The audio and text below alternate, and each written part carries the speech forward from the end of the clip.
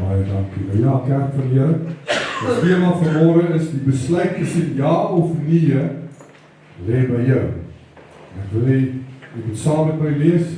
Ons gaan lees uit Galasiërs 6, vers 7 is ons teks van oordeenking. En die woord van die Here sê vir ons, moenie dwaal nie. God laat hom nie bespot nie. Want net wat die mens saai, dit sal hy oormaai. Nou wil ek graag vir u vers 8 en 9 ook bylees. Hy wat in sy vlees saai, sal uit die vlees verderf maai. Maar hy wat in die gees saai, sal uit die gees die ewige lewe maai.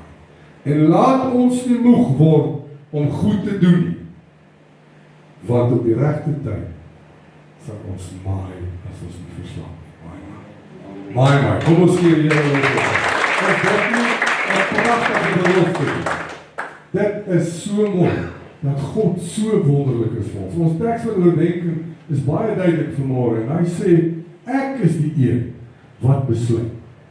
Jy besluit daagliks, en dis niks anders as om 'n saadjie te plant, met elke besluit wat jy neem. Want ek wil vir u sê vanmôre, dit wat jy vandag kies, wat jy vandag voor ja sê, of wat jy voor nee sê, sal verseker bepaal wat jou oes môre sal wees. En hierdie beginsel is diep gewortel in die woord van God. In Galasiërs 6 vers 7 lees ons dit, wat die mens saai, dit sal hy ook maai. Dit beteken niks anders as dit wat ek vanmôre voor ja sê, of dit wat ek vanmôre voor nee sê, is waar ek sal wees in die toekoms. Amen? Is dit nie so nie? Ons wil dit nie altyd hoor nie, maar dit is so. Ek wil vir u sê vanmôre, niks in die lewe gebeur toevallig. Ons keuses is die oorsprong en is die saad wat geplant word in die grond van ons toekoms. En ek weet baie van ons sit vanmôre hier en ons wil nie hierdie hoor, maar ek wil vir u sê, die plek waar u jouself tans bevind, is deur 'n besluit wat jy iewers in die lewe gemaak. Amen. Dit is net so. Is die keuses wat jy in die lewe gemaak het. Sê ek vanmôre vir ons dat vir u dat ons kies om swaar te kry? Nee. Sê ek vanmôre vir u dat ons kies, ons maak keuse om te sukkel en deur die lewe te gaan? Nee. Nie in ons harte nie. Maar kerk, my ja of my nee het 'n kragtige impak op my lewe. Met ander woorde, my besluite bepaal die pad as ook die rigting waarheen ek op pad is. As ons vanmôre sou dink aan hierdie tema, dat jou besluit tussen jou ja of jou nee by jou lê, wat beteken dit vir u en vir my? Gewoonlik dink ons heel eerste dadelik daaraan dat ons die regte besluite moet maak of die regte keuses moet maak. Dat ons moet nee sê in die tye wat ons moet nee sê en ja sê wanneer ons moet ja sê. Daarmee, as ons vanmôre nee sê vir die verkeerde dinge, verwys ek nou na die sonde. Nee te sê vir 'n simpel ding soos vuil grappies. En dis iets wat ons moet doen nie. Ons lag en luister tog te lekker saam. Hoekom? Want ons wil nie nee sê vir dit. Ons sê nie nee dat ons nie wil deel wees van die wêreld en sy genietinge nie. Ek wil vir u sê vanmôre, alles wat nie in lyn is met God se woord nie, verdien niks anders as 'n nee. Ek het 'n min amens gehoor. Maar sê, alles wat nie in lyn met God se woord is, die kerk van die Here, verdien 'n nee. Niks anders nie. End van die storie. Ons moenie compromise as dit kom by hierdie klas van dinge. Ons is eintlik te maklik. Ons is te gemaklik om te compromise. Wil nie deel wees van die wêreld en hulle genietinge. Ek wil vir u sê, ons keuses of ons besluite kan ook God se beloftes oor jou lewe affekteer. Hierdie is iets waaraan ons nie baie dink. Want die beloftes is ons neergelê in die woord vir my, is vir my bedoel. Is verseker so. Maar daar is 'n besluit wat moet geneem word.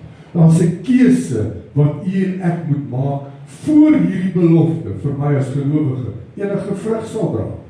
Want God het ons as mens van die begin af geskaap om ons eie besluite te neem. Soos Adam en Eva die keuse gehad het om nie te eet van die boom wat God vir hulle gesê het om nie van te eet. En daarna maak hulle nog 'n verkeerde besluit en guess what? Hulle gee vir mekaar die skuld. Eva gee die slang die skuld en Adam gee vir Eva die skuld. Maar die besluit om ja of nee te sê, het by hulle gelê.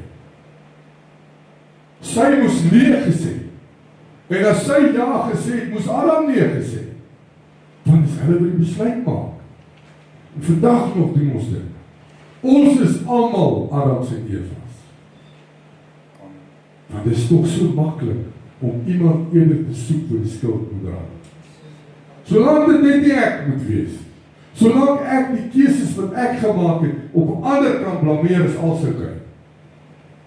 Die ergste van dit alles is, dan kom ons en ons blameer God oor die keuses wat ons in die lewe gemaak het. Dis iets wat ons daagliks doen. Dis iets wat daagliks oor die mensdom ervaar word. Maak nie saak waar wat gebeur nie. Want ons is gebore met hierdie siekte wat genoem word blame shifting. In die hele industrie is dit so. Niemand, maar niemand wil accountability vat vir hulle besluite of hulle aksies nie.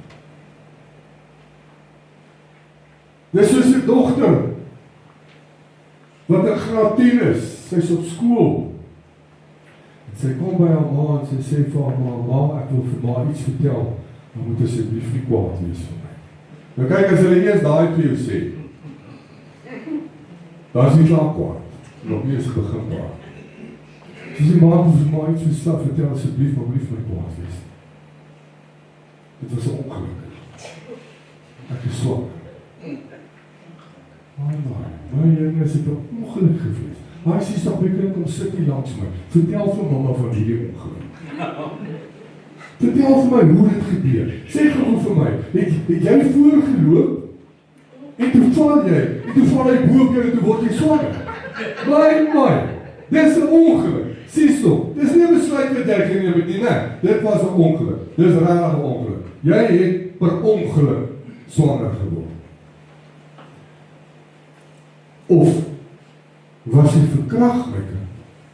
Nee, mama, dis my kerel, hy is die pa van my kind. My, okay. So die een van julle, die regte besluit. Toe jy moes nee sê, het jy ja gesê. Dis jou besluit, dis jou keuse. Jy het besluit om toe te laat om dinge te doen waarvoor jy nog nie beskore is. Net soos hy die besluit gehad het om vir jou nee te sê, indien jy die een was wat hierdie dinge gedryf het. Maar is ons altyd die manne wat hierdie dinge dryf, nee. Ek het sommer klaar besluit, dis die manne se skuld hier. Dit is nie vrou se skuld nie. Ek het nies vir die dames is nie altyd so onskuldig nie. Luister maar bietjie na hulle gesprekke, as hulle daar net 'n klomp vrouens by mekaar staan die Australië. Jy sal agteroor val. En nou pik ek nie op julle die vrouens. Ek sê maar net. Die manne kom gesuip by die huis aan, dan moet jy jou pelle die skuld gee. Dis hulle skuld dat ek gesuip by die huis aangekom het. Ja, nee. Hulle het ons die drank in jou keel afgegooi. Toe nou nie, jy het besluit om ja te sê. Dit was jou besluit in die eerste plek om sulke tipe pelle te kies. Ons keuses bepaal ons rigting. En daarmee wil ek vir jy sê vanmôre, dalk moet jy ophou dink aan, indien jy dalk daaraan sou dink, want baie mans doen dit nie eers nie, wat jou gesuipery aan jou verhouding met jou vrou doen, en begin verstaan, dat jou gesuipery jou verhouding met God vernietig. Of jy kry hierdie manne wat sê, pastoor, ek ken nie my vrou nie. Jy kan nie waag om lig te by die huis aan. Sy is iets verskriklik. Nou in die eerste plek moet ek vir jou sê, ek is baie dankbaar, ek ken nie jou vrou. In die tweede plek wil ek vir jou sê, jy het die keuse gemaak om daai vrou te vat. En nou wil jy gaan syp daaroor. Nee, my broer, dis nie hoe dit werk. Dit is jou besluit. Jy het die keuse gemaak. En as jy haar getrou het, Deur iemand jou gedwing het om dit te doen, was dit steeds jou keuse om ja te sê vir elke bedwinging. Moenie hier sit vanmôre en jouself jammer kry, want jy is die een wat oor jou eie lewe besluit te maak. Jy is die een wat die keuse maak om ja of nee te sê. Hoor my vanmôre, kerk van die Here, as ek vir u sê, jou ja en jou nee, jou keuses wat jy maak, bepaal jou toekoms. Nie net in hierdie lewe nie, maar ook in die lewe hierna. Dis iets waarin ons nie veel tyd spandeer. En omdat die mens hierdie siekte het om eerder die skuld op 'n ander te pak, eerder as om te erken dat ek verkeerd was, of ek moes eerder nee gesê, beïnvloed hierdie besluit in my hele lewe. Manne, dit bring my by die besluit of die keuse wat jy as pa of geestelike leier moet maak. Vroue, dis hier waar alles begin. En dis by die orde van God. Om volgens die orde van God te leef, is 'n keuse wat ons moet maak. God het vir ons die orde in sy woord opgeskryf. God het vir ons die riglyn gegee van jou hele lewe, van hoe jy jou lewe moet lei, maar jy is die een wat besluit of ek hierdie gaan navolg of gaan nastreef. Om volgens die orde van God te leef is ons keuse, soos alles in hierdie lewe 'n keuse of 'n besluit is wat ons moet maak. En dit beteken om 'n voorbeeld te wees vir jou gesin. Dink 'n bietjie daaraan. Hoeveel besluite moet jy daagliks neem vandat jy opstaan totdat jy gaan slaap? Dink 'n bietjie daaraan vanmôre.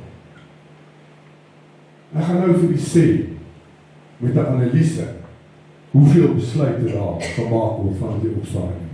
Die oomblik as jy wakker word, begin jy besluite neem. Of dit nou is om te gaan koffie maak, of dit nou is om nog 'n bietjie te lê en te snoes, is 'n besluit wat jy maak. En navorsing bewys dat die mens duisende besluite per dag neem. Baie meer as ons besef. Die gemiddelde skatting dui daarop dat 'n volwassene ongeveer tussen 30 en 35 besluite, 1000 besluite per dag neem. Wat natuurlik insluit, klein, simpel goedjies, outomatiese keusetjies wat ons maak. Wat ons gaan aantrek, hoe ons gaan reageer in 'n situasie, gewoonte besluite, wat om te eet, wat 'n roete om te ry vandag, hoe laat om te ry. Sosiale besluite, hoe om iemand te antwoord is dat die gevra word, al is dit 'n dom vraag. Werkverwante of finansiële besluite, ook natuurlik geestelike en morele keuses. Een studie het selfs beraam dat ons meer as 200 besluite net oor kos per dag neem. Meestal onbewustelik, maar ons doen dit. Alles, kyk, my hele lewe gaan oor besluite. Maar die heel belangrikste besluit wat ek moet neem in die lewe, ek gaan die Here vir my neem. Dis die heel belangrikste besluit wat u en ek moet neem. Dit is ek gaan die Here voluit dien. Nou wat beteken dit? Dit is iets waarmee ons sukkel. As ons vanmôre sou sê, my ja moet my ja wees en my nee moet my nee wees, dan dink ons gewoonlik aan hierdie lewe, hier waar ons nou is. Dit wat ek doen deur die dag, dis wat my vrou doen, wat my kinders doen, dis wat my mense doen, wat saam met my werk. Nee. Dink bietjie hoeveel keer het jy nee gesê vir God, wat jy moes ja sê. Dink bietjie hoeveel keer waar die woord van God jou vermaan om iets te doen of iets te los. Wat was jou besluit? Het ek ja gesê vir die Here of het ek nee gesê vir die Here? En deur dit, kerk vir die Here, is daar sekere beloftes wat van ons weerhou word. Sekere blessings wat van ons weerhou word. En dis deur jou eie besluite. Ek bid tot God en ek vra vir die Here. Here, daar's iets wat ek wil hê U moet by my help. En besluit ek om iets self te begin. Terwyl die woord van God vir jou sê, glo en vertrou op my as jou God. Amen. Besluit ek om te sê nee, Here. Ek wil eers self probeer. Of ek wil eerder self probeer. gaan ek God in gees en in waarheid dien? Is die vraag wat jy jouself moet vra. Om ja te sê vir God en nee vir die wêreld. Geliefdes, moenie speel met die tyd wat God jou gegee het op hierdie aarde. Want as jy jou oogies uitvee, is jou lewe verby. Jy moet die keuse maak.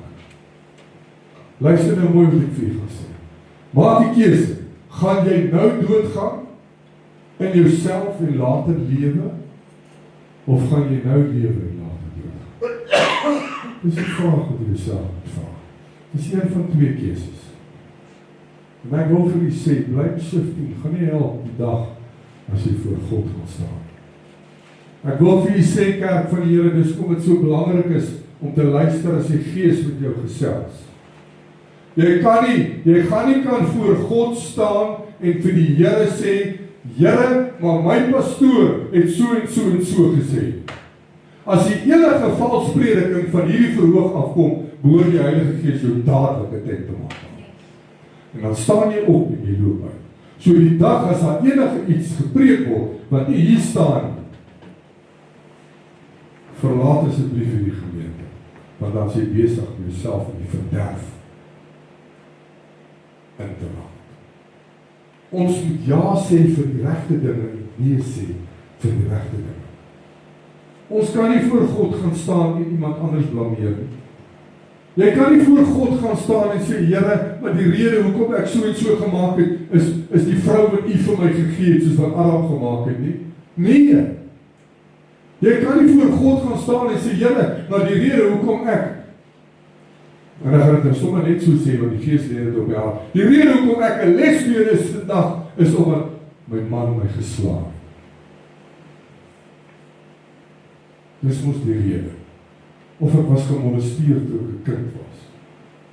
Nou kan ek nie 'n man verdra nie. Nou stap ek oor en ek word 'n vrou se man. Goodness. Want ons sê ja vir die verkeerde dinge. En dan wonder ons hoekom dit met ons so gaan. Blame shifting gaan nie werk. Die wêreld draai hierdie beginsel so gerieflik op, want die wêreld sal vir jou sê, lewe nou, jy het net een lewe, doen wat jy wil doen, dis jou lewe, doen alles wat jy voel, jou goed laat voel. Sê ja vir alles in hierdie wêreld, jy kan later worry oor die nagevolge. Waar die woord van God vir ons sê, bly by my, bly in my, moet nie eenvormig word met die wêreld nie. Die wêreld sal sê, slaap saam met wie jy wil, drink saam met wie jy wil, doen alles wat jy wil, wat jy verdien dit mos. Dis die beste lewe wat jy ooit kan voorvra. Maar wat die wêreld jou nie vertel, is die prys wat jy gaan betaal, deur die keuses wat jy maak. Sê Jesus nie vir ons, as jy jou lewe wil red, moet jy dit eers verloor nie. Matteus 16:25 sê, want elkeen wat sy lewe wil red, sal dit verloor. Want elkeen wat sy lewe om my ontwil verloor, sal dit vind. Dit beteken, wanneer jy net vir jouself leef, vernietig jy jouself uitsluitlik. En wanneer jy jouself ontken, begin die werklike lewe. Mense sterf aan hulle vlees en dink dat dit beteken om iets mis te doen. Nee! Dit beteken om spyt uit te sluit. Dit beteken om selfbeheersing te kies voordat selfbeheersing op jou afgedwing word.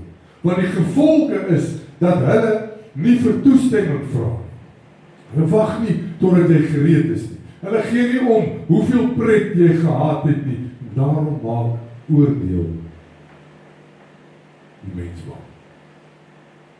Van diep hier binne in jou weet jy kan nie sê, ek het nie geweet. Jy kan nie sê, ek was nie gewaarsku nie. Jy kan nie sê, die waarheid was onbeskikbaar vir my. Genade is werklik. Barmhartigheid is werklik. Maar genade is nie die toestemming om vir ewig roekeloos te leef. Die Bybel sê vir ons, moenie mislei word. God laat op die bespoor kan. 'n Mens maai, dit word jy gesaai. Met ander woorde, jy kan nie roekeloos leef en later verwag dat God jou vrede gaan gee. Jy kan nie chaos saai in hierdie lewe en dan bid jy dat God vir jou orde sal gee.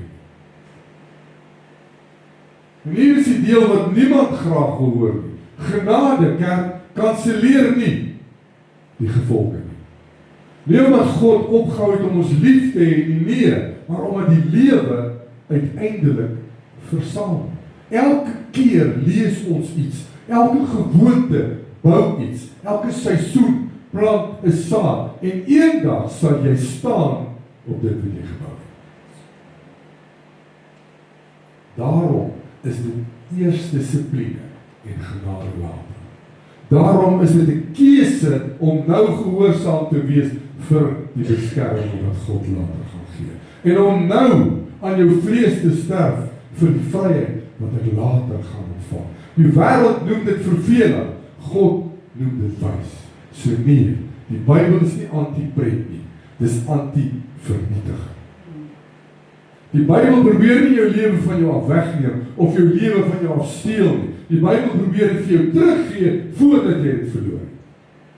En onthou altyd, die woord is daar vir ons om te hoor wat God van ons verwag. En jou ja en jou nee, is wat jou toekoms sal bepaal. Die woord leer ons ook dat jou ja moet wees, en jou nee.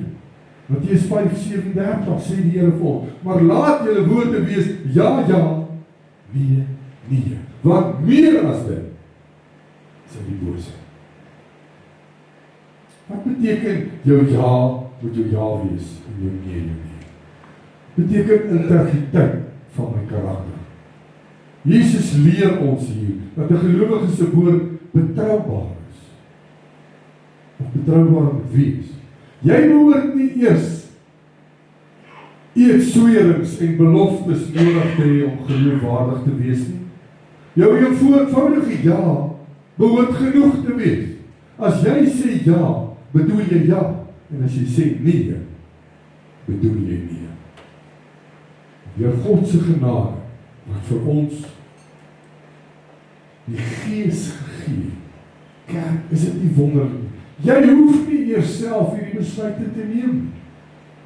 Jy hoef nie eers self te kies, is dit ja of is dit nee nie. Want die Gees van God is die een wat jou die leiding sal gee. Die Gees van God is die een wat vir jou sal sê, hierdie is nie die regte ding om te doen nie. Sê nee vir dit.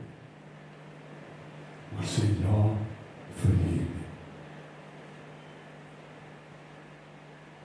En saam met die Gees is dit onmoontlik. Jy kan vir my vandag sê net wat jy wil, kerk.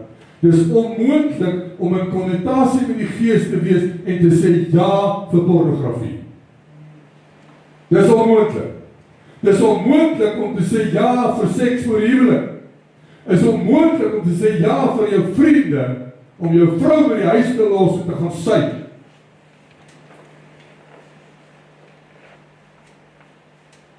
Dis moontlik om nee te sê vir die dinge wat jy weet van die wêreld is. Want dit is die verskil. Ons is in die wêreld. Ons is nie van die wêreld. Dit beteken ook geen dubbele standaarde nie. Hierdie vers waarsku ons nie dubbelhartigheid en manipulasie om mense te probeer behaag om iets te sê wat jy nie doen. Baie mense sê ja om konflik te vermy. Maar die diep binnekant in jou hart dra jy 'n nee. Dit bring spanning, skuldgevoel en ook wantrou. God roep ons tot opregtheid, man. Hou op om soos 'n jellyfish deur die lewe te gaan en groei ruggraat.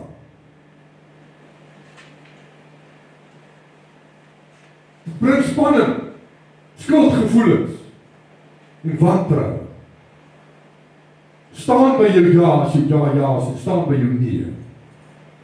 Dis wat God van jou verwag. Jy kan nie vandag sê nee vir iets en môre wil jy vir dieselfde ding ja sê nie. Hoe werk dit? Hoe gaan jy ooit dissipline toepas? As jy vir jou kinders vandag sê nee, dit mag nie so gebeur nie, en môre sê jy ja, want dit aangehou kan, dan word my nee later 'n ja. En wanneer daai nee ja geword het, stuur ek gewoonlik 'n paraat af. Dan agterna dan sit ek, hoekom het ek ja gesê? Hoekom? Dan is ek spyt. Maar ons ken daai gesegde wat sê, spyt kom altyd te laat. Daar's nie een van ons wat hier sit vanmôre, wat kan sê ons was nog nie spyt oor besluite wat ons gemaak het. Party van ons sit dalk vanmôre hier en sê, heerlikheid, hierdie pastoor praat vanmôre, ek is spyt dat ek kerk toe gekom. Ek is eerder volgende Sondag. Miskien sou dit beter gewees het. Vandag se lewe kerk, is daar maar min manne met ruggraat. Daarom moet ek sê, ons is waar. Want ons loop ons rond en ons sê, ek dra die broek in die huis as my vrou so sê. Die vrouens is die sterker een en meer geestelik. Die vrouens is die een wat die verantwoordelikheid vat om die kinders te leer en te lei. Terwyl die manne sê, solank ek net kos op die tafel sit, het ek my job gedoen, sies tog. Gaan lees wat sê die woord van God, wat is jou werk eintlik? Jou werk is om seker te maak dat jou leer, jou kinders, jou vrou, die Here dien. Dis jou werk. Die woord van God sê self, hoekom bekommer jy jouself oor wat jy môre gaan eet, wat jy môre gaan aantrek? Groei ruggraat, man, en neem jou posisie in waar God jou aangestel het. Dis om die leiding te neem oor jou huis, geestelik. Nie daar te loop met 'n hitte gebied nie. Dis nie wat God sê nie. Dis eers God, dan die man, dan die vrou, en dan die kinders. Dit is die orde van God. As jy een van hierdie omgedraaide kerk van die Here, sê jy nee vir die woord van God. Daar's baie huisgesinne, baie. Luister maar 'n bietjie na die manne. Waar as hy daar op die braaier staan, en hy is so slim soos 'n boom vol eile, want die brandewyn praat. Dan luister hy voor, en as hy daai foon uithaal, en hy sê, dis my vrou, dit is my vrou. Ag, asseblief. Hy is tog so bang, almal moet stil bly. Ons moet sommer die vuur op dood maak, voordat ek die foon opneem. Waar is die orde? En nou sê ek gee nie vir jou toestemming om elke naweek sonder jou vrou te gaan braai by jou pelle nie. Dis nie hoe dit hoort nie. Die pelle kan by jou huis ook nog braai. Daar's ook 'n braai, waar jou vrou en jou kinders saam met jou kan braai.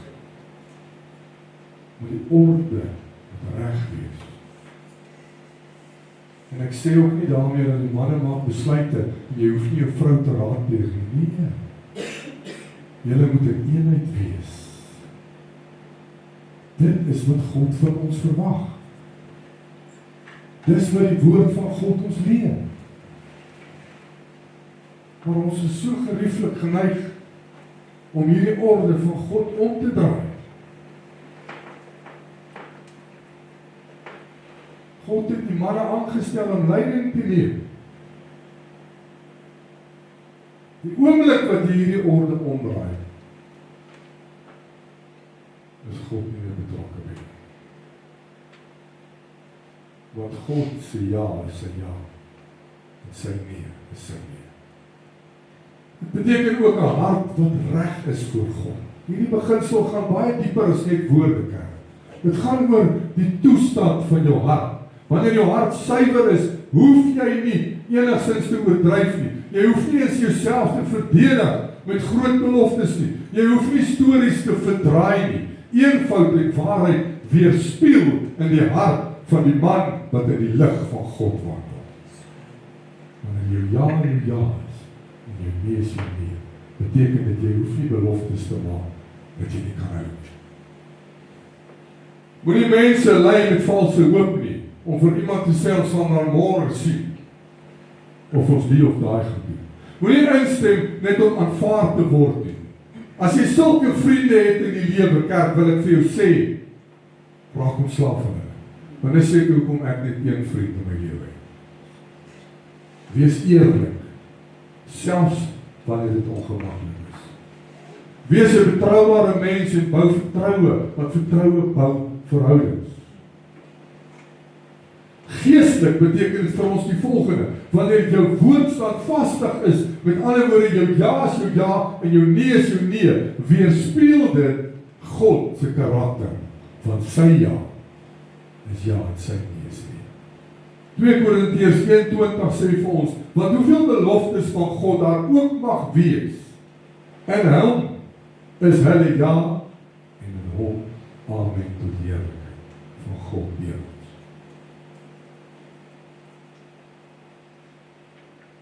Elke belofte wat in die woord van God opgeskryf is vir elkeen van ons moet lees. Elke belofte, daar's nie een belofte wat nie vanmôre vir my kan sê wat nie vir my bedoel is of vir my beskore is. Maar as 'n voorwaarde by elke een van hulle. En ek moet ja sê vir daai voorwaarde. En ek moet nee sê vir die wêreld. Nie halfway. Volheid. Ek kan nie voor die Here staan en sê, Here, ek sê ja vir hierdie 50% en nee vir hierdie 50%. Los heeltemal as jy so wil opbring. Want dit beteken niks vir God. Want jou ja is dan nie jou ja nie, jou nee is ook nie jou nee. Leef met integriteit. Praat met eerlikheid. Wees standvastig. Sodat die woord wat jy spreek, hierdie woord wat jy gebruik, jou ja of jou nee, moet gewig dra. Maak seker, jou ja is nie 'n ja wanneer dit eintlik 'n nee moet wees. En net so andersom. Hoekom is dit dan so dat die mens so sukkel om nee te sê vir sonde? Die mens sukkel om nee te sê vir sonde, omdat sonde op baie vlakke gaan oor ons natuurlike begeertes, emosies en selfs ons kultuur waarin ons leef of waar ons werk. Dit is 'n diep geestelike, psigologiese en fisiese stryd. Maar hoekom? Nou kom ons kyk 'n bietjie na hierdie 5 aspekte. Sonde is aantreklik. En dit lok ons aan. Kom ons wees eerlik. Ek onthou daai jare toe ek nagskof gewerk het, 12 ure, toe ons ondergrond geboor vir water. En ek, man, die mislikste tyd van my werk was gewees, as ek so ry, op 'n Saterdag, op pad my toe, en ek ry so deur die dorp, en die man is 'n vuur brand so hoog. Ja, sê die man, daar gaan nou vleis maak. En raai waar gaan ek heen? Onder die grond. Ek gaan nou sweet onder grond, terwyl hierdie manne gaan vleis maak. Nou daai was nie lekker. En dit is sulke goed, wat ons as mens, en daar is nou niks fout daarmee nie, ons natuur wil dit hê. Jou natuur, hierdie vlees, begeer hierdie klas van dinge. In Genesis 3 vers 6 sien ons hoe Eva sy ervaring was omtrent die vrug wat vir haar so aanloklik en goed gelyk. Dit was versoeklik vir die oë en begeerlik om daardie wysheid te kan kry waarvan die Satan gepraat het. Sonde spreek ons natuurlike begeertes aan. Die lekker, die maklik, die bevrediging van die sondige natuur. Dan maak dit ons ook mos gewild onder die mense om ons. Ons word people pleasers. Ons doen dinge waarvan ons pelle hou en ons vergeet dat daar 'n God in die hemel is wat neerkyk op elke ding wat jy doen. Met ander woorde, die mens word natuurlik verlei. Die wêreld beloof hierdie heerlike plesier, gemak en status. Ek ken mense, as die man vir sy vrou 'n nuwe horlosie gekoop het,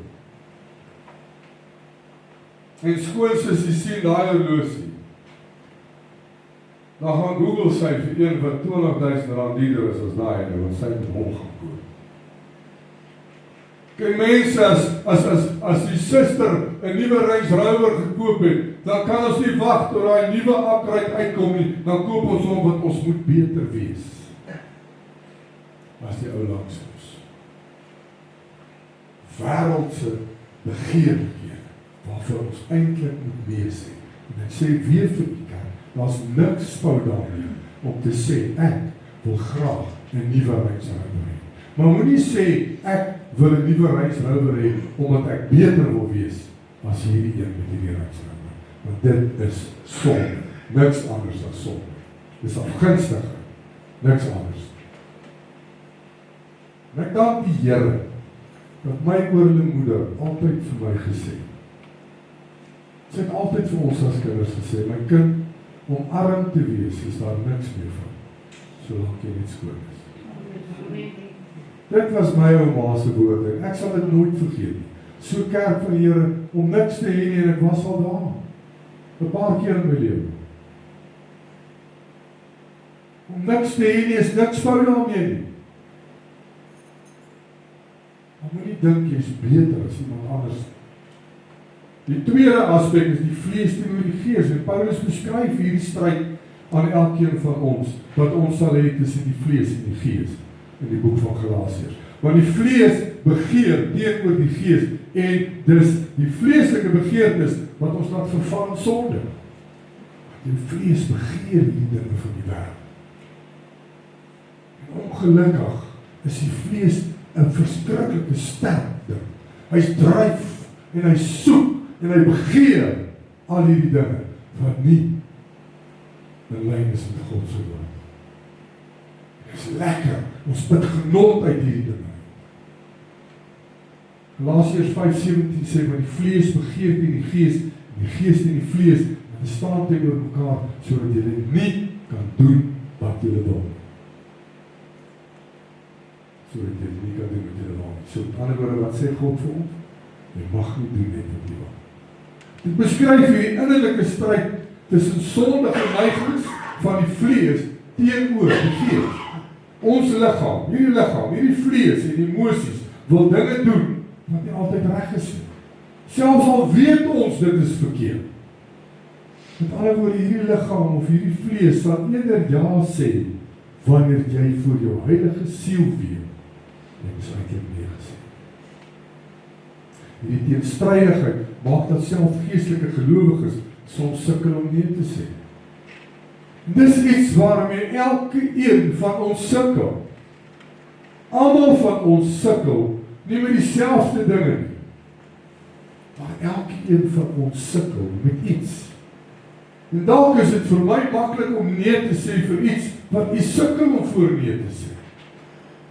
En vir u is dit weer makliker om vir iets nee te sê waarmee ek sukkel. Die derde punt is gewoontes en verslawing. Sonde word gemaklik en dit word 'n gewoonte en herhaling. Dit vorm 'n patroon in ons daaglikse lewe. Dit word later so maklik om ja te sê vir die verkeerde ding, dat jy nie eens meer daaroor dink nie. Wanneer 'n mens eers gewoond word aan sekere dade, is dit geestelik en psigologies moeilik om los te breek daarvan. Dis soos om te vloek. Party ouens kan net nie een sin klaarmaak sonder om te vloek. Nou is dit al stil in die kerk. Want dis deel van my woordeskat. As ek nie daai woord gebruik nie, dan kan ek nie vir jou vertel hoe ek eintlik voel. Snerp, man. Jy het 'n keuse om nee te sê daarvoor. Hier staan 'n man voor u wat lelik gesweet het. En hier staan hierdie manne wat in hierdie banke sit wat weet. Ek het al met tales gespreek. Behalwe die een van die gees. Ja, sê jy. Uit die mond van die suigeling kom die waarheid. Dis van my seun daai wat so verbaas ja gesê. Maar dankie Here kerk. Ek het 'n besluit geneem. Ek het gesê Here, wil nie. My vrou baie, ek is nie skaam om te sê nie. Dan sit ons in die eetstafel, ons is nie konflikkies. Man, wat voel jy nou as jy so Popeye? As jy 'n man of 'n vrou het wat vloek, doen net een keer hierdie. Die oomblik as hulle sweet, dan sien jy konflikkies. Dan gaan jy sien hoe vanaf word hy wakker of sy wakker. Maar jy kan praat sonder om te vloek. Is dit nie so?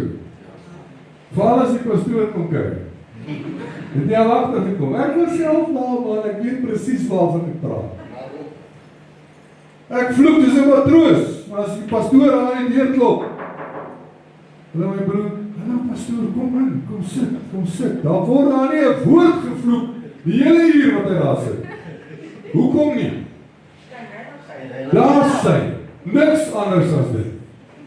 Want hoekom wil jy, met ander woorde wat jy vir my sê, is jy ag hierdie pastoor, hoor as wat jy God ag.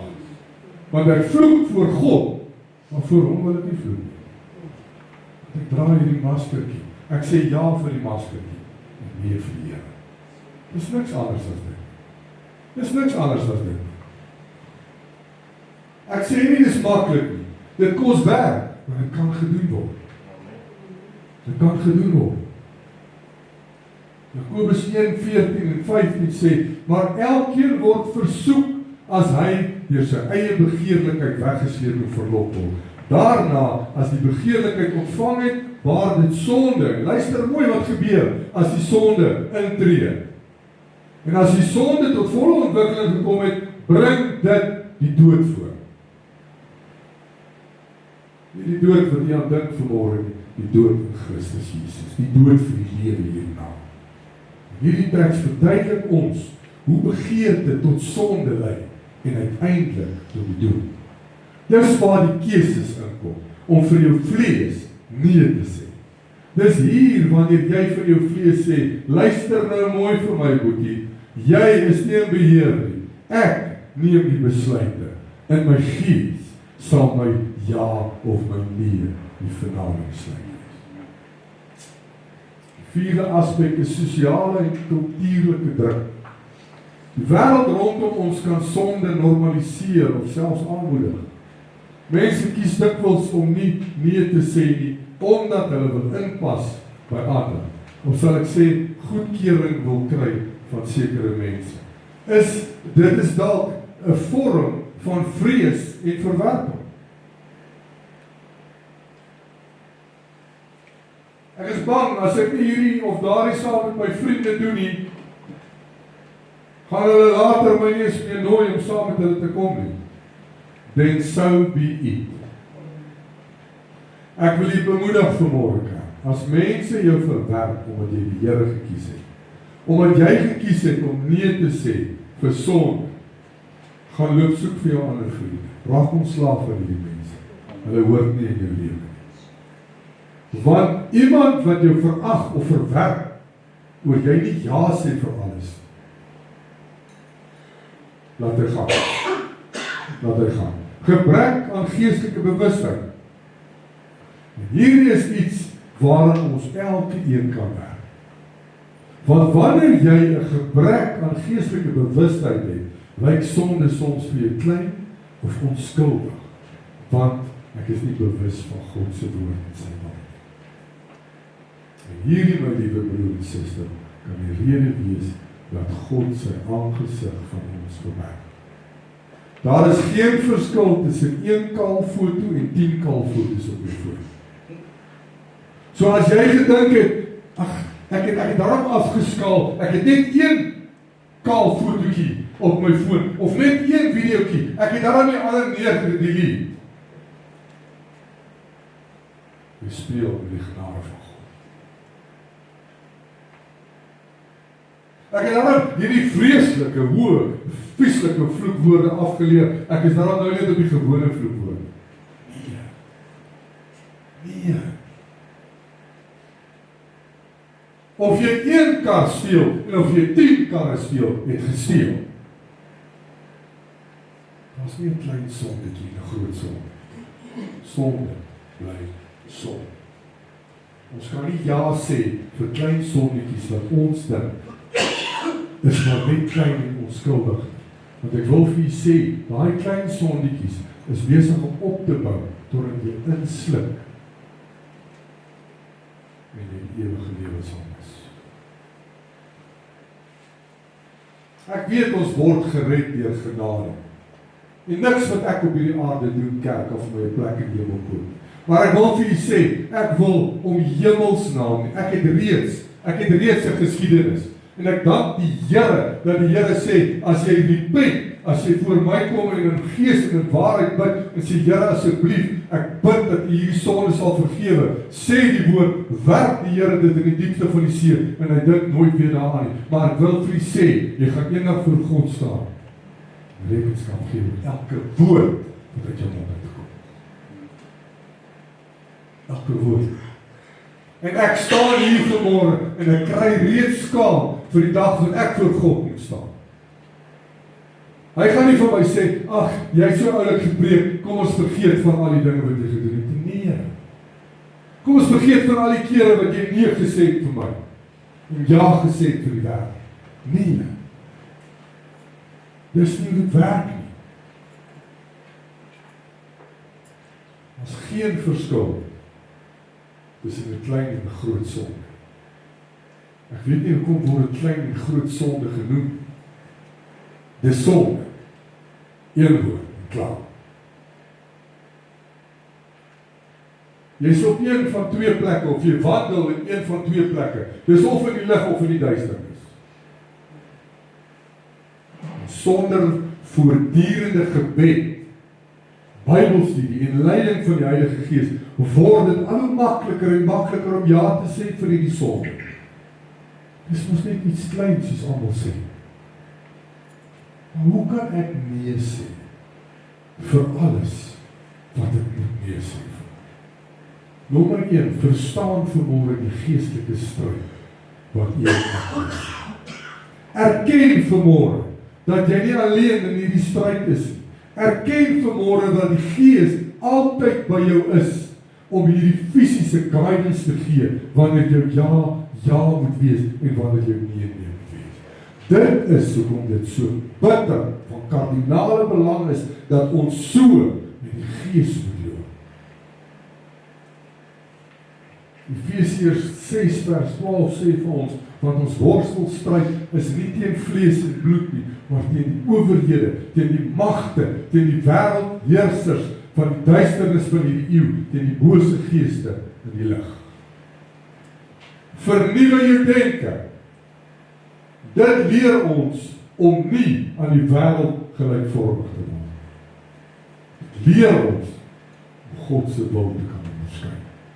Wanneer jou denke vernuwe word deur die Gees, sal jy altyd eers dink, ek wonder, wat sou Jesus nou gedoen het?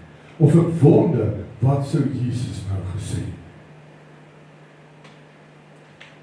Ons draai hierdie bandjies wat sê, what would Jesus do?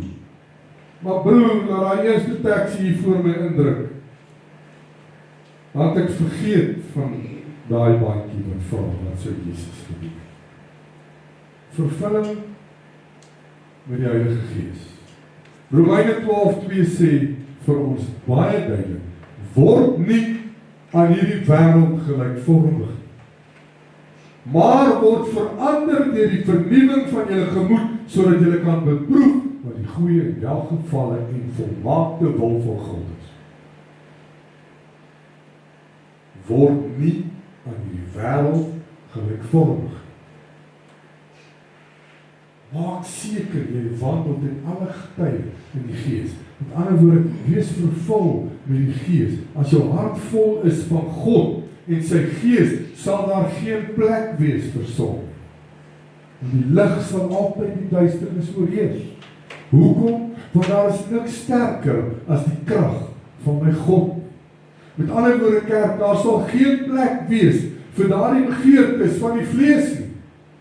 En as hierdie vleeslike begeertes deurkom, gaan jy dit kan onderdruk. Jy gaan kan nee sê, want die Gees is die een wat die krag gee daarvoor. Dankie Here vir sy Gees, amen. Galasiërs 5:16 sê, maar ek sê, wandel in die Gees, dan sal julle nooit die begeerlikheid van die vlees volbring. 'n praktiese wegneming van hierdie versoekings is, jy kan fisies of sosiaal stappe neem om sonde te vermy. Elke een van ons wat hier sit vanmôre, het een of ander iets waarvoor ons sukkel om nee te sê. Al is dit nou 'n blik kondensmelk in die ys. Maar my vriendie, sukkel om nee te sê daarvoor. Elke een van ons wat hier sit is iets. Soos ek vroeër vir u genoem het kerk, ons is nie almal ewe sterk. Ek kan 20 keer verby daai blik kondensmelk loop. Gaan my nie klaar. Ons is nie almal ewe sterk nie. En God weet dit. Maar ons kan wel sê, ons almal het die voorreg om God te dien, wat sterker is as enige vleeslike begeerte. Of enige versoeking. Maar ek kan nie vanmôre hier staan en sê, my swakte, luister nou mooi, dis hier waar ons ook in aksie moet kom. Ek kan nie verwag dat God alles moet doen. Ek kan nie vanmôre hier staan en sê, Here, dis heel belangrikste. Ek erken, Here, hierdie is iets waarvoor ek sukkel om nee te sê. Jy noem dit by die naam. Maar ek kan nie vanmôre vir die Here sê, Here, my swakpunt is 'n blonde girl met blou oogies en 'n paar pragtige bene. Papi, 5:15 elke aand, stap sy by jou. Raai wat, ek sorg vir elke dag 5:15 aan. Here, help my tog net met hierdie versoeke, maar ek sorg dat ek elke dag inklop, die oomblik is ek jump op my tone, maar loop, voordat sy loop, sal dit nie gebeur. Ek is agter haar sy uitstap. Maar ek bid, Here, vat hierdie versoeking van my weg, want dit is 'n swak punt in my lewe. Nee, my broer, nee, my suster, dan change jy jou gym tyd. Hoekom? Want dan word jy nie versoek nie. Jy weet waarmee sukkel jy. En as daar iets is waarmee jy sukkel, al is dit 'n blik kondensmelk, moenie kondensmelk koop nie. Want as jy die yskas oopmaak en daar staan nie 'n blik nie, gaan jy nie versoek word om 'n slukkie te vat van nie. Amen. Kom ons gee die Here lof op. Alles wat jy voel is vir jou 'n versoeker. Raak ontslaaf van dit. Raak ontslaaf van dit. Dis die enigste manier hoe jy beheer gaan kry oor hierdie versoeking. Jy moet ook iets doen. Neem beheer oor die versoeking, voor ek beheer neem oor jou. Want ons weet, en ons kan sê wat ons wil. Manne word beweeg deur dit wat hulle sien.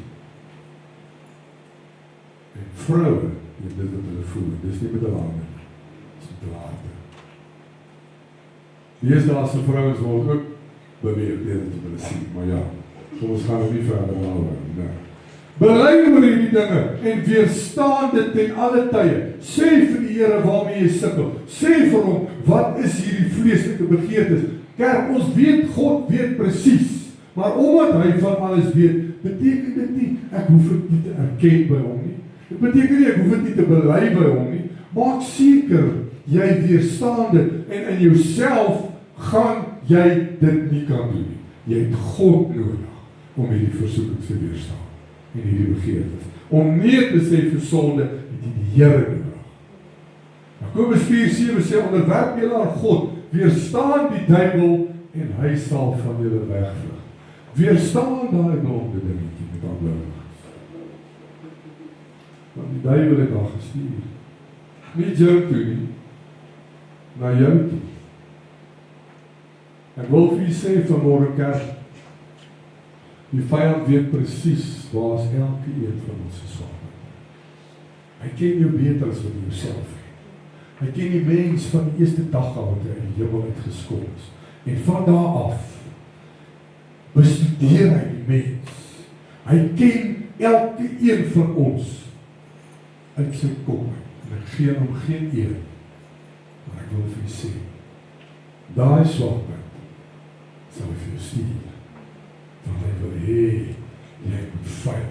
Hy wil hê, jy moet verval in hierdie sondige natuur. Dit maak nie saak wat dit is nie. Hy stuur dit, hy bring dit, hy doen moeite, en hy is nie lui nie. Was nie 'n leier op sy kop nie. Sy doel is, om soveel van God se mense, saam met hom in die hel en in die verderf te lei, as wat hy kan. Hy sal almal van ons vat as hy kom. Weerstaan die duiwel. Nergens in die woord sê staan op en begin beklei teen die vyand. Nee, hy sê weerstaan die duiwel.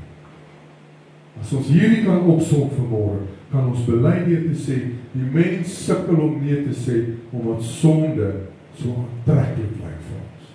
Die vlees teen die gees. Gewoontes en sosiale druk bestaan en geestelike bewustheid dikwels ontbreek by elkeen van ons. Daarom wil ek vanmôre vir u vra, is jou ja, ja, en is jou nee, nee. Sê jy nee, wanneer jy moet nee sê, en sê jy ja, wanneer jy moet ja sê. En met hierdie vraag wil ek vanmôre oorgaan na ons beplande doopdiens.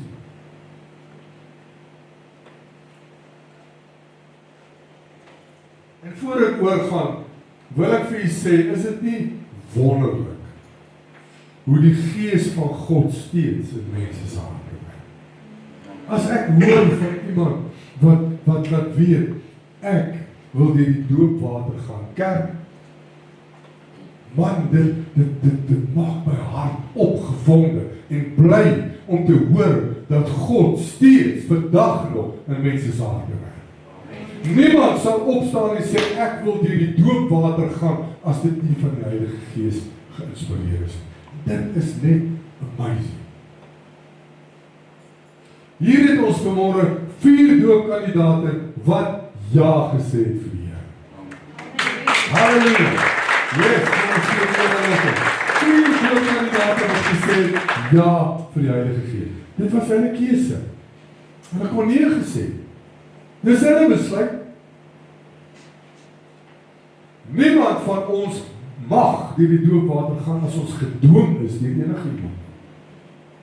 Jy gaan deur hierdie doopwater vrywillig, omdat die Gees jou oortuig, dis nou die regte tyd om te doen. Die Gees forceer ook niks op niemand af. Al wat die Gees doen is, hy sê vir jou, laat jou doop, want is die regte ding om te doen. Die keuse bly steeds jou. Die keuse bly steeds jou. Dan wil ek net byvoeg. Daar's mense wat met die gedagte rondloop, ek is mos nou gedoop, so ek kan nou maak en breek net soos wat ek wil, want my pad is oop hemel toe. My paadjie is gepaif na die hemel toe. Ek het slegte nuus vir u. Dis 'n skande om jouself te laat doop en daardeur te weet, jy sterf in jouself. Jy staan op uit hierdie watergraf as 'n nuwe skepsel, maar steeds wandel jy in die vlees en nie in die gees. Steeds sê ek ja vir die dinge wat ek eintlik voorneem moet sê. Dinge wat ek voor my heilige siel weet, moet ek nee voor sê ek ja vir. Dan wil ek vir u waarsku, God maak nie 'n bespotting van homself. God laat niemand toe om 'n bespotting van hom te maak. Om jou te laat doop, omdat die woord so sê, en nie omdat jy oortuig is, dis die regte ding om te doen nie, en om te weet, dat ek as 'n nuwe mens uit hierdie doopwater wil opstaan, en 'n totale en radikale verandering in my lewe behoort te hê nie, beteken jy's net soos die Fariseërs. Moenie vanmôre deur die doopwater gaan, omdat jy dit raak gelees het iewers by die woord van God. Dis geïnspireer deur die Heilige Gees. wanneer die Gees jou lei om te doen, doen jy die regte ding. Handel volgens die wet, maar dra geen vrug van die Gees nie. Dis wat die Fariseërs gedoen het. Hulle sal elke een van Moses se wette nakom. Hulle verag die Messias wat reglangs is. Laat elkeen van ons wat weet wat die regte ding is om te doen, dit doen. So dit moet elkeen van ons wat deur die doopwater reeds is, dalk so 'n bietjie terugruk, dat ons net so 'n bietjie selfondersoek gaan instel en onsself vra. Sê ek nee, wanneer ek moet nee sê, en sê ek ja, wanneer ek moet ja sê. En vir julle wat ja gesê het vanmôre, wil ek vir u sê, die hemel staan op aandag. Die Here is trots op elke een van julle vanmôre. Julle het 'n besluit gemaak om nee te sê vir die wêreld en ja te sê vir God. En ek wil vir u sê, daar is soveel mense wat die Gees van God onderdruk omdat hulle bang is wat die mense van hulle gaan. Ek is tog so bang om vanmôre op te staan uit hierdie bank uit en te sê, ek wil ook deur die doopwater gaan. Want wat gaan die mense van my dink? Ons onderdruk die Gees daarmee. En ek wil vir u sê, as die Gees met jou praat, kerk, en jy reageer, mis jy dit totaal. Jy mis dit. Doen wat die Here vir jou vra om te doen. Doen wat die Here vir jou sê om te doen. Maak seker jy behaag God en hou op om mense te probeer behaag. Ons sit hier op 'n Sondag en die Here praat met ons, maar ons gee glad nie ag op dit nie. Wees gehoorsaam aan die Gees en jy sal sien hoe die Here vir jou deure oopmaak. Hoe die Here sal kom en jou bederf en hoe hy sal kom en jou sal seën uit jou skoene. Dinge sal begin gebeur nog voor jy dit gevra het. As ons maar net een in die Gees met God wil wees, is dit soveel beter en elkeen van ons. Nou kom ons gesels gou vinnig oor die betekenis van die doop. Die waterdoop is onderdompeling, is 'n fundamentele en simboolvolle daad in Christelike geloof. Dit is nie 'n ritueel nie. Die doop is nie 'n ritueel nie. Die doop het 'n diep geestelike betekenis en het 'n impak op elke gelowige se lewe. Kom ons sit dit gou mooi uit met 5 basiese beginsels, dat dit vir ons maklik is om dit beter te verstaan. Ek wil hierdie doen, dat elkeen van ons verstaan presies waar dit gaan. Nommer 1 is 'n openbare belydenis van my geloof. Die waterdoop is 'n sigbare teken van jou innerlike oorgawe aan Christus. Dit wys aan ander om jou ook, dat jy besef, dat God nodig vir die redding, en dat jy hom volg.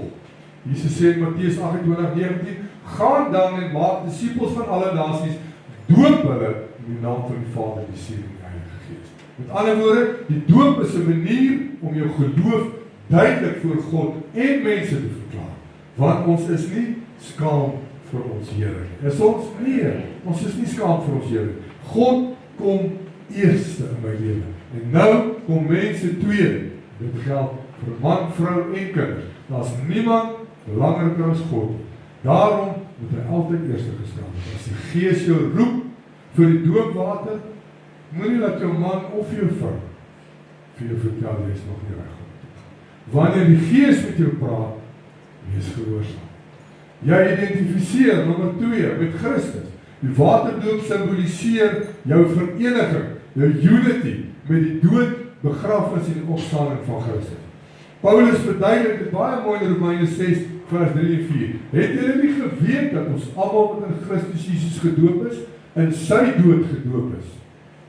Ons is saam met hom begrawe deur die doop in die dood, sodat ons, soos hy, in die nuweheid van lewe kan wandel. Dit beteken, deur die doop sê jy simbolies, ek sterf vir my sonde, ek sterf in my sonde, ek word begrawe saam met Christus, en ek staan op in 'n nuwe lewe saam met Christus. Ons derde beginsel is, dit is ook 'n gebod van gehoorsaamheid. So dit beteken ek is gehoorsaam aan die Gees. Jesus self het hierdie doopwater gevat en dit as 'n voorbeeld gestel in die boek van Matteus 3:13-17. Gehoorsaamheid aan God sluit die doop in as 'n daad van vertroue en gehoorsaamheid. Dit is nie die doop wat jou red nie, kerk. Redding kom deur die geloof in Jesus, maar dit is belangrik om hierdie stap te neem van gehoorsaamheid. Nommer 4 is 'n gemeenskapdaad. Die doop plaas jou in die gemeenskap van gelowiges. Jy word deel van die liggaam van Christus. 1 Korintiërs 12:13 sê, want deur een Gees is ons almal in een liggaam gedoop, of ons nou Jode, of Grieke, of slawe, of vrymakers. Nou, dit simboliseer eenheid en verbondheid met ander gelowiges, wêreldwyd. Nou laastens is dit die simbool van reiniging. Water simboliseer skoonmaak en reiniging. Die doop is 'n visuele voorstelling van jou reiniging van sonde en 'n nuwe begin in Christus. Alhoewel dit nie die sonde wegneem nie, versterk dit die besef van God se vergifnis in elkeen van ons lewe. Die belangrikheid van die doop is dan natuurlik die openbare belydenis wat jy doen. Jy verklaar jou geloof en toewyding aan God, jy identifiseer met Christus, jy sterf, word begrawe, staan op, saam met Jesus Christus. Jy wys gehoorsaamheid, want jy volg Jesus se voorbeeld en sy gebod. Jy het 'n deelname in die goddelike gemeenskap, jy word deel van die liggaam van Christus, wie die kerk is. Laastens is dit die simbool van reiniging, waar jy wys dat jy van sonde geskei is en 'n nuwe lewe begin in Christus Jesus. Nou, ek gaan vra dat die doopkandidate hier voor by my kom staan, dan gaan ons sommer klaar die sertifikate kan nie, as die gemaklik is om daar te bly sit, dus dan met liefde daar bly sit, dan gaan vra die doopkandidate gou hier voor by my kom staan, dan gaan ek die sertifikate gou uitdeel. Ek kan vir ons die begin sê. Wat wil ek nou doen? Waar is die nou? Daar sy.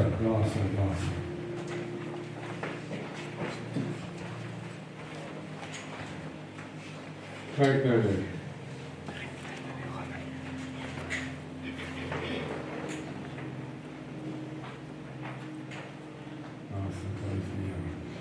Is dit nie 'n mooi gesig om te sien hoeveel mense steeds ja sê vir die Here?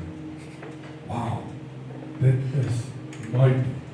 En ek wil dit sê vanmôre, hier staan nie jong mense voor u vanmôre. Hier is mense wat diep in die lewe gekyk. Dis mense wat 'n lang pad gestap het met die Here. Wat op 'n ouderdom soos hierdie besluit, vandag is die dag wat ek ja sê vir die Here. Vandag is die dag wat ek deur die doopwater stap. Ek begin vandag 'n nuwe dag.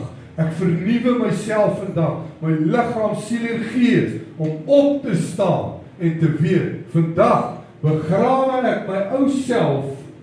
Ek staan op 'n nuwe skepsel in die naam van die Here Jesus Christus. Kom ons gee vir hulle.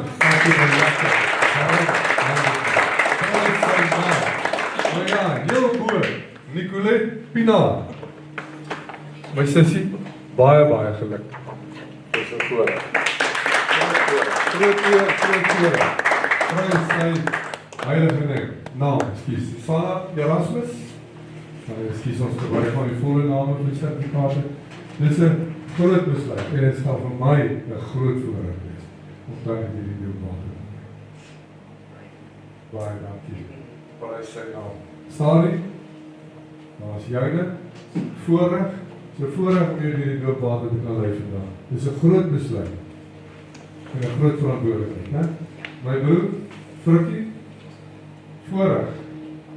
En 'n eer.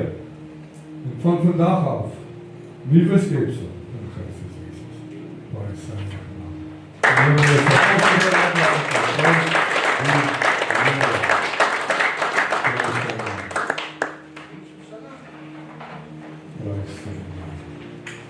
Kom ons bid net saam met onsself vir die Here dankie vir die wonderlike voorbeeld.